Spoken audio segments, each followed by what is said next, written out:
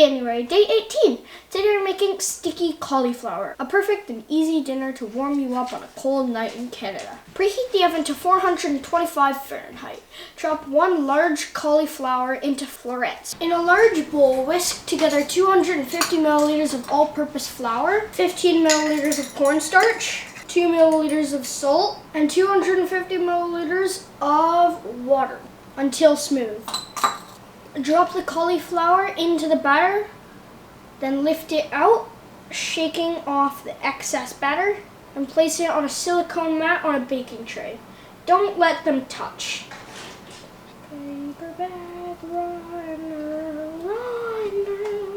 Bake for 30 minutes until lightly brown and crispy.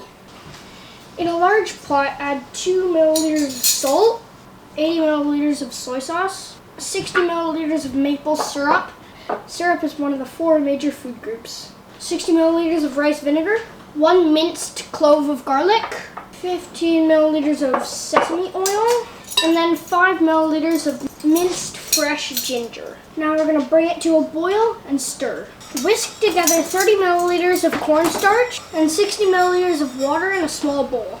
Then add to the mixture. Stir over medium heat constantly for 2 minutes until the sauce thickens. When the cauliflower is done baking, add it to the sauce and stir it to coat. Serve over a bed of rice and sprinkle with chopped green onions. Look at that. That looks awesome. All right, let's try it.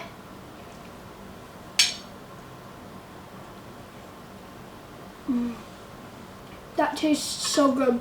The cauliflower tastes amazing, and the sauce is just perfect. It makes it really sweet and really yummy.